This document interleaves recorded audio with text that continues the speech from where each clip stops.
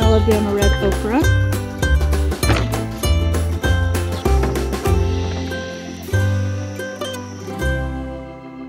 Hello and welcome back to Sage and Stone Homestead. My name is Heather. We are going to have another garden tour today that is more of like a transitional type view of the garden. So our spring and summer garden is slowly petering out. I do have some fall garden things in the works and we'll go ahead and check on those in just a minute. But these sweet potatoes have been growing here for probably over 120 days. Usually it takes about 120 days from the time that the slips are put in the ground until you have some good sweet potatoes underground. So I want to at least check on these today and see where we're at. This bed here is 3 feet by 4 feet. You can see it underneath here. I think there's 12 plants in here. I think I put one every square foot. Got something. There's a little one. Now it did break off of possibly a bigger one. So let me just dig a little bit further. I may end up leaving these for another couple weeks. That one is really not bad. It's another one that I kind of broke off. They seem to be kind of funny shapes this year, which isn't super unusual. So this bed is probably going to be ready to harvest fully in a couple of weeks. This preview lets me know that we probably have a decent harvest under there. I had intended to really keep these greens trimmed back, and I haven't been great about that. You can see the vines going way out over there. The idea behind keeping those vines trimmed is the plants will spend a lot less energy on those greens and a lot more energy on the tubers. So I may go ahead and trim those back this week. You can eat those vines, and so maybe I'll put those in the freezer.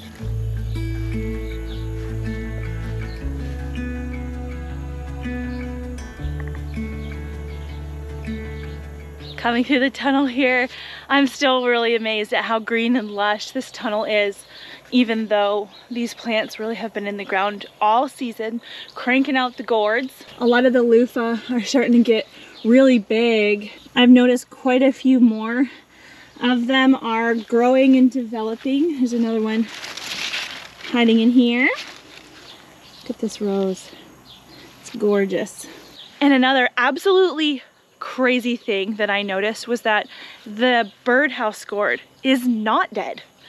It's actually trying to put on even more gourds, believe it or not. See here, this white flower, this is from the birdhouse gourd. That's a male flower. But right here, this is, or was, a female flower, and it's got a little fruit on the end of it.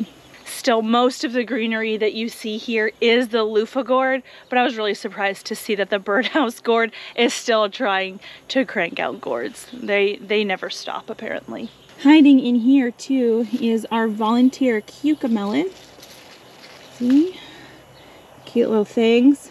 Look, there's one that fell down here. It's a big one. There's actually quite a few little cucamelons on there. It tastes exactly like a cucumber, but with a little bit of like a lemony type hint to it.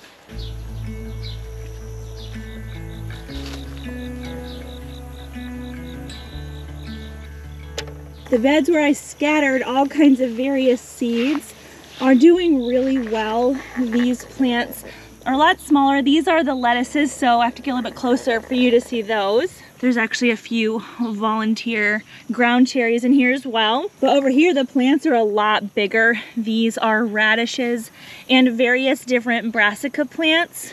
Radishes are extremely fast growing. It was less than 2 weeks ago that we scattered the seeds in this bed, and really the plants are pretty big at this point. We should be seeing mature radishes in probably about 3 weeks. Right now we see all this foliage coming up, and I have thinned out this bed a little bit. Usually you can place radishes pretty close together, so I did what I could to come through here and kind of pick out plants that were less than 1 inch apart from each other. Let's see, pick that one out, pick that one out. I do have to come through and probably do that again. I'll probably have to do it a couple more times. And by the time that we get to harvest those radishes, the other brassicas, which are some cabbages, some broccoli, and some cauliflower, those will have to be very heavily thinned out, but we can wait on those and just kind of see what happens to take in there. Over here, I ended up putting in the plant starts that we started a few weeks ago. So here's some of that butter crunch lettuce. I've got a little dino kale here, and then some arugula back here on the back side of this bed with this glorious Alabama red okra. We have some Swiss chard here. And you'll notice that we've got some onions poking up in this bed. This bed is actually where I did grow onions earlier in the year, and apparently some didn't sprout. So I'm just gonna leave them as bonus onions. Hello, ma'am. Are you being careful about my plants? No. Can you get up? Come here. Back here we have pak choi. I've never grown pak choi before. I have grown bok choy. From what I understand, I think they're the same plant. They're at least the same family, but I think maybe pak choi grows a little bit bigger. Correct me if I'm wrong, because again, I don't actually know. What I do know is these plants have really taken off since I was able to put them in the garden bed here, which is a good thing. They're getting their roots going. But I have noticed that there have been a few little white butterflies flitting around in here, and those are really bad news for brassicas, which are what most of these plants are. Those are the cool loving vegetables in the brassica family. The cabbage moth loves them. Those little white moths lay eggs, and those eggs turn into cabbage loopers, which are little wormy things that are very destructive to the brassica plant. So I'm going to be keeping my eye out. I do have a liquid form of BT, which is Bacillus thuringiensis. We've had very great success with using that in the past, especially with things like tomato hornworms. And so if we need to, we can do that. But so far I'm not noticing any damage, so I'm not going to worry about it right now. I did notice this funny thing here. There's all kinds of volunteer, I don't know what, that took root after I laid down the mulch.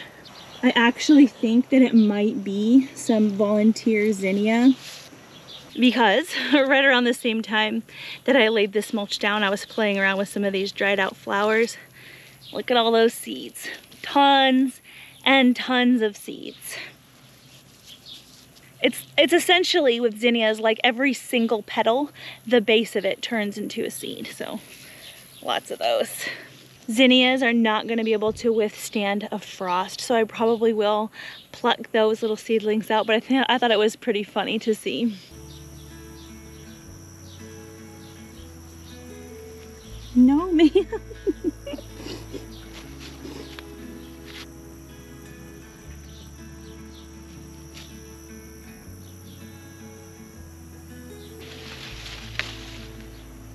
I came through the peppers recently and harvested a lot of the Sugar Rush peach peppers to get another batch of hot sauce going.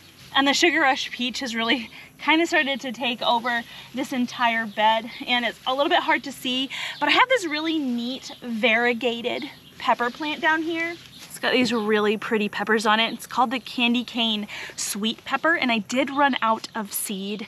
Now I'm a little bit hesitant to save the seeds from these plants this year because they're planted so close to the Sugar Rush peach, which is a hot pepper, and these are a sweet pepper. I do run a little bit of a risk of cross-pollination, so I think I'm just gonna buy some more of these seeds versus trying to save them and grow them. It might turn out fine, but it also might not. To me, it's not worth the risk because I don't really like hot peppers. Aren't they gorgeous? See, here you can see a little bit of the variegated leaf there. Absolutely beautiful. Someone actually informed me that the variegation on some plants is there to kind of draw in pollinators. And it makes sense that it would, because at a glance it does kind of look floral. Oh, there's one of those.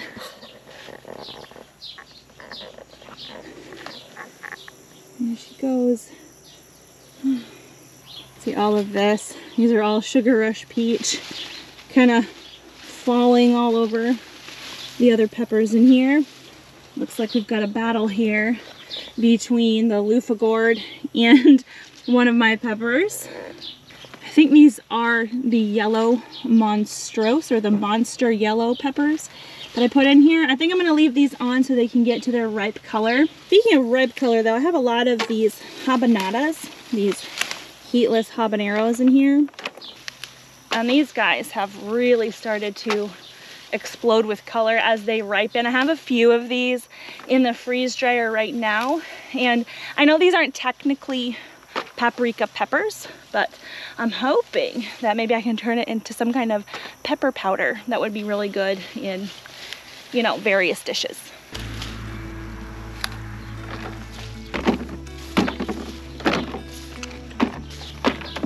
These habanadas that are not hot look an awful lot like the Sugar Rush peach peppers that are hot. The difference being that I've noticed is that the Sugar Rush peach does not ripen to such a vibrant orange. Let's see if I can find a ripe one for you.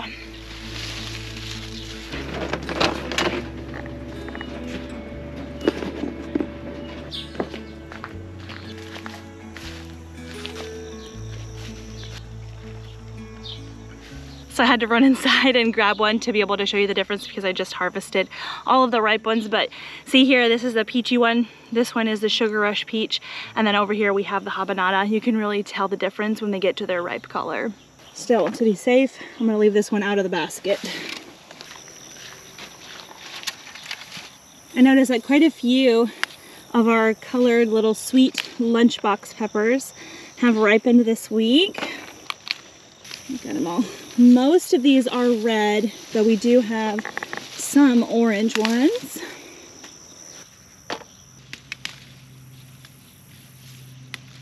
You can tell that our tomatoes are still kind of hanging on. The foliage looks pretty good. A lot of the tomatoes that are coming on are having disease. They got a little bit of a blight straight on the fruit.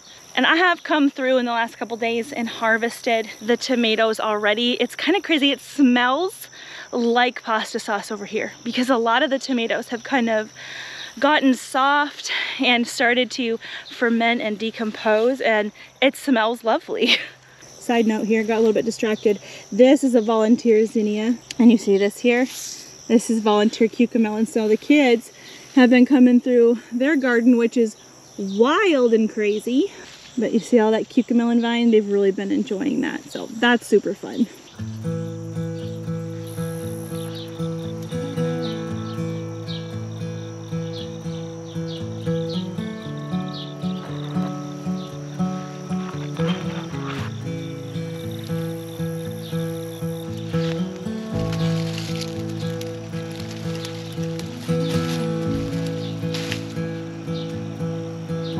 Looks like we managed to get one. I think this is the big rainbow tomato. Isn't that gorgeous? These guys are really, really delicious. And you know what? They have been pretty resistant to things like disease and cracking, but it's just the end of the season. So at some point, all these plants are gonna have to give. Over here in this wagon, we have the entirety of the fall and winter garden. So a few videos ago, I talked about exactly what we're going to be planting in the greenhouse for the fall and winter garden. And these plants behind me, the ones that I just kind of scattered in order to sow them, these guys will last a good deal into the fall and winter as well. But these are like cabbages, broccolis, cauliflowers, some peas, Brussels sprouts. All of that has finally been sown. I think we're about 5 or 6 weeks from our estimated first frost date, and we've had a very mild summer, a couple heat waves, but really nothing major. And so I expect that our frost will probably be on time, which will be absolutely fine. Normally I start my seedlings inside because usually it's still way too hot. Usually we're still seeing 100-degree temperatures even into September, sometimes into October. But it's been super mild. It's forecasted to stay super mild, and so these guys can stay outside, which is actually really good because it just allows them to acclimate into the outdoors, and I don't have to worry about doing that. It's really great to be able to start seeds indoors, but when you do move them out, they have to be acclimated into the intensity of the sun and to the fluctuations in the temperature. And when you're starting them outside, you don't have to worry about that. But you do have to worry about things like that cabbage moth butterfly, so I'm gonna have to watch them. Well, hello there. How goes it? Probably about a week ago, I got the wild hair in me to go ahead and put some goats around the greenhouse. This time of year is really wild and weedy, and I haven't been the best about mowing or weed eating this year at all. If I can find a clip of what this section looked like even just 2 weeks ago, I'm gonna put it in here. You're so handsome, sir. Yes, you are. You're handsome boy. But these guys have done an amazing job helping me clear this area out, and they get fed in the process. It saves feed. Ow! They're eating my toes. It saves on feed and helps me get work done, huh? Yes, it does. You guys can't come in though. Nope.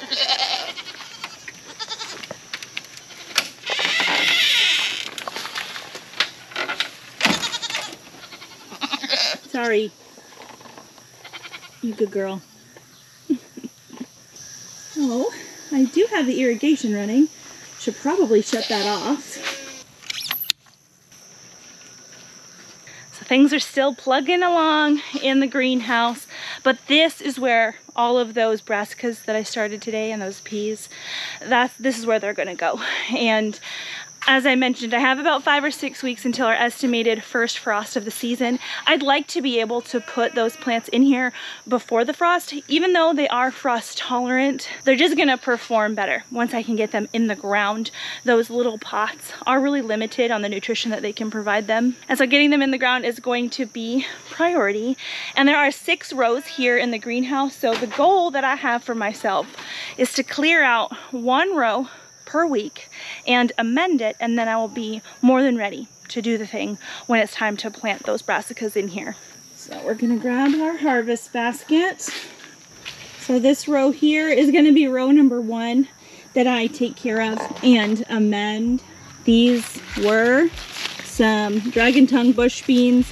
They've seen better days. They are essentially done, so let's go ahead and cut these out.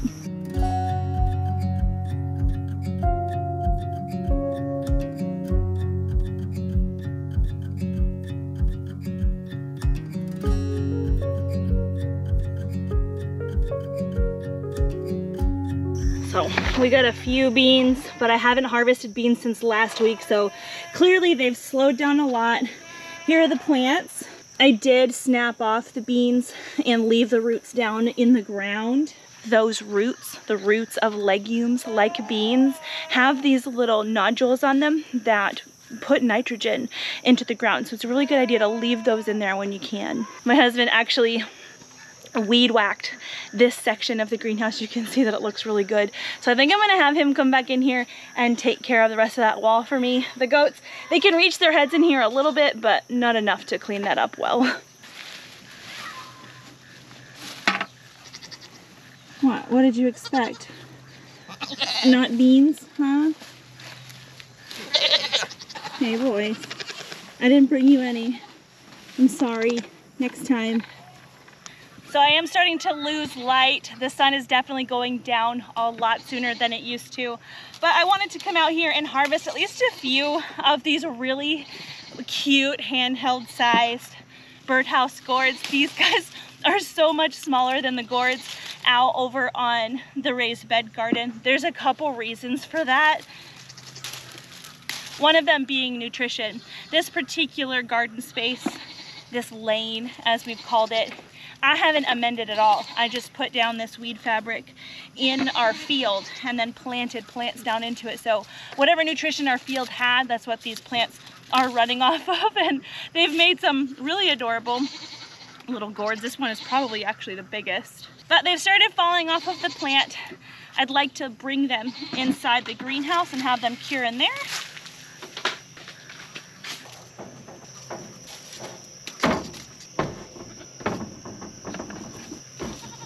I've gotten a couple questions asking what are we going to do, or what do we normally do with our birdhouse gourds, and there isn't anything we normally do because this is our first year growing the birdhouse gourd, and kind of the options are a little bit endless. Tempest is going to be loud, apologies. So obviously, if you had a big enough one, you could make a birdhouse, thus the namesake of birdhouse gourd. Or you could actually fashion these into bowls, if you like, utensils. They get really, really hard after they've been allowed to cure, and then you can polish them with like beeswax, I think, mineral oil, but don't quote me on that. There are things that I still need to research, but I have time because these guys sometimes can take up to 6 months to fully cure, and so for now we just wait. The sun is setting on our garden tour today, and so I'm gonna have to retrieve the last of those birdhouse gourds a little bit later and on another day. I will also be amending that row that we cleared out today. I will be pulling back the weed fabric and amending that this week, so look out for that video. I'll see you guys again soon.